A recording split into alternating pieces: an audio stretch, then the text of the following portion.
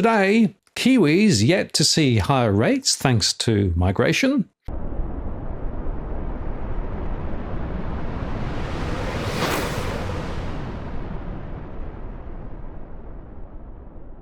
Hello again, it's Martin North from Digital Finance Analytics, from this post covering finance and property news. Well, the Reserve Bank's Monetary Policy Committee held the official cash rate at 5.5% on Wednesday in Wellington, New Zealand. This was expected by most economists, but the central bank has been spooked by stronger near-term growth that's been driven by the return of international students and immigrants after the pandemic. So today, the Monetary Policy Committee agreed to maintain the official cash rate at 5.50%. We are confident that the interest rates are restricting spending in the economy and that consumer price inflation is declining. However, inflation remains too high, and the committee remains wary of ongoing inflation pressures from where we are. Internationally, economic growth has been stronger than was expected at the beginning of this year, but it does remain below trend and is likely to slow further. This subdued growth outlook will continue to restrain New Zealand's export revenues. In New Zealand, demand growth has eased, but by less than anticipated over the first half of 2023. And in part, this is due to the strong population growth. The OCR will need to stay at a restrictive level so that demand growth remains subdued and that inflation will return to the 1 to 3% target range.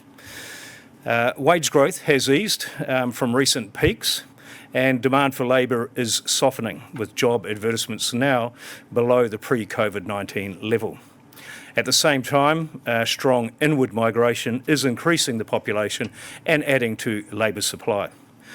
While population growth has eased the supply constraints in the economy, the effect on aggregate demand are becoming apparent.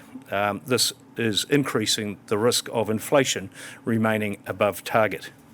As a committee, we are confident that the current level of the OCR is restricting demand. However, ongoing excess demand and inflationary pressures are of concern to us, in particular given the current elevated level of core inflation.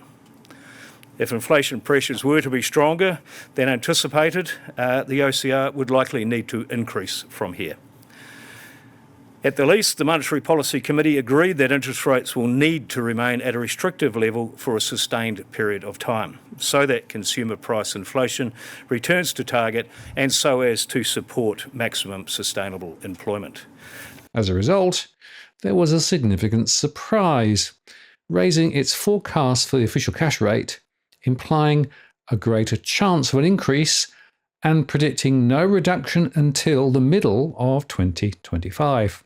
This was the final scheduled policy meeting of the year, and they said that they would be prepared to hike rates in 2024 if inflation doesn't decelerate fast enough. We are confident, we are restrictive with our monetary policy stance now, and that provides us the ability to wait, to watch the data, but certainly highlights our willingness to move if we have to, Governor Adrian Orr told reporters. We are showing an upward bias to the interest rate, but it's not a probability. Now, in fact, markets are out of kilter with the Reserve Bank of New Zealand, as investors have in recent weeks ramped up bets that central banks globally, including the Reserve Bank of New Zealand, will pivot to rate cuts in the first half of 2024 as price pressures wane. But Orr said the Reserve Bank of New Zealand is concerned that inflation has been outside its 1 to 3% target band for so long, and that record immigration and a housing market recovery are adding to upside risks. In fact, the Reserve Bank of New Zealand's updated forecasts show that the average official cash rate is going to go up to a peak of 5.69% next year, compared to 5.59% in its previous projections.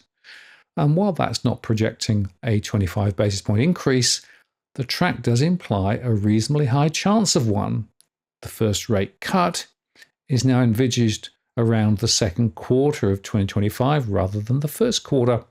Orr said that the Monetary Policy Committee is nervous that inflation, currently at 5.6%, has been outside its target band since early 2021 and considered raising rates at the meeting they just held.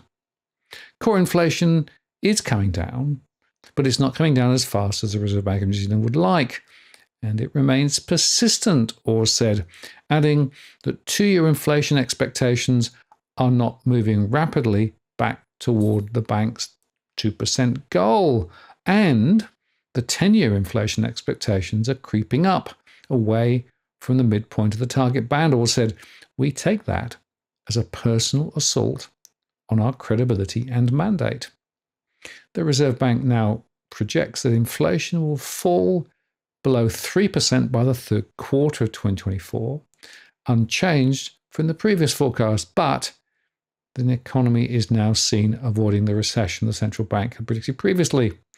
While growth in parts of the economy is slowing, there has been less of a decline in aggregate demand growth than expected earlier in the year, the bank said. Committee members noted that net immigration has been higher than previously assumed. In fact, New Zealand has experienced a record inflow of migrants, adding to the risks that inflation will remain sticky. Net migration rose to 118,835 in the year ended September, which is way above long-term trends. So one of the reasons that we have a higher profile is because we have more spending and investment, and that is in part the government relative to what we had anticipated from the budget. But the bigger driver of it is actually the total level of spending in the economy, and that is largely driven by the growth in the population.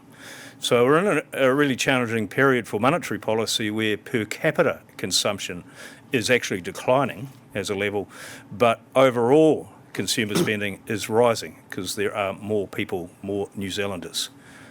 And while this has increased the supply of workers into a tight labour market, the demand side effects are becoming apparent, the Reserve Bank said. Members noted that net immigration has been higher than previously assumed.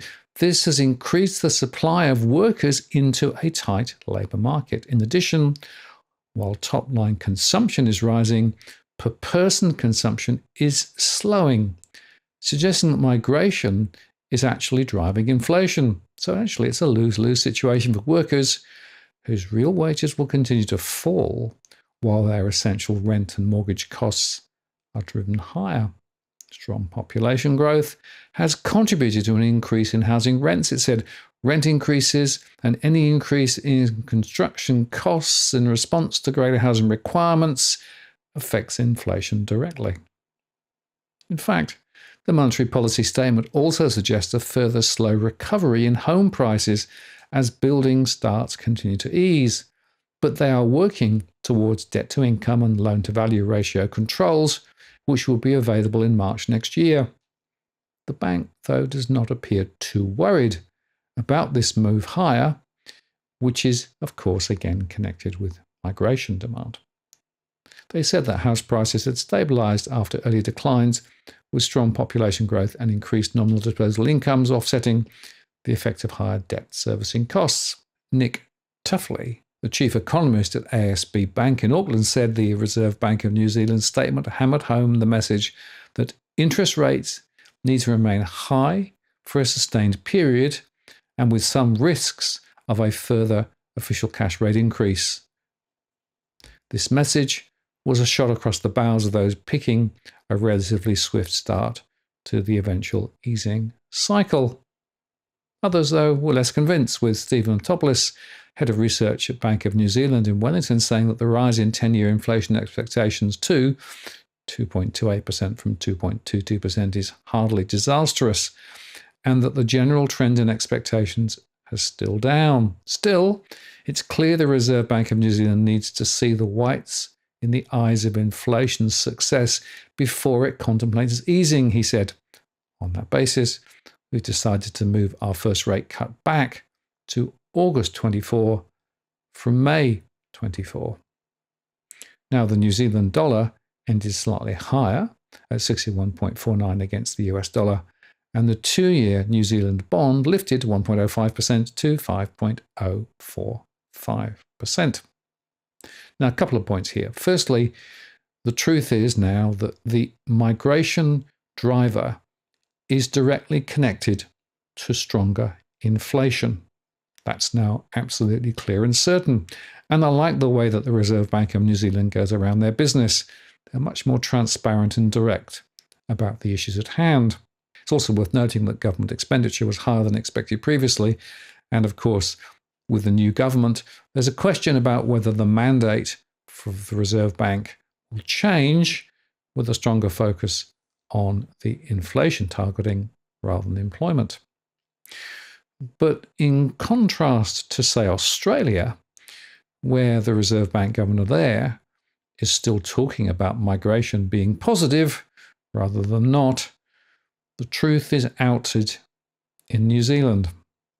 The bottom line is simply this: high migration leads to higher inflation. Higher inflation means higher interest rates for longer. So the obvious choice is to tighten migration and do it urgently to pull the economy back into line. And the fact that home prices are continuing to rise as incomes actually ease back is yet another pincer movement on households already feeling the very high interest rates. And I keep coming back to this thought: the longer that interest rates are higher, the more the impost on consumers will build. More will move from fixed rates to variable rates. Those variable rates will be a lot higher. And over time, of course, household cash flow gets more and more constrained. So kudos to New Zealand once again. They're calling it out. And I think the markets need to come to a different conclusion from the one that they're still holding to, that rates are going to be cut soon. If the high migration stays with us, expect rates to be higher for longer. I'm Martin North from Digital Finance Analytics. Many thanks for watching, and I'll see you again next time.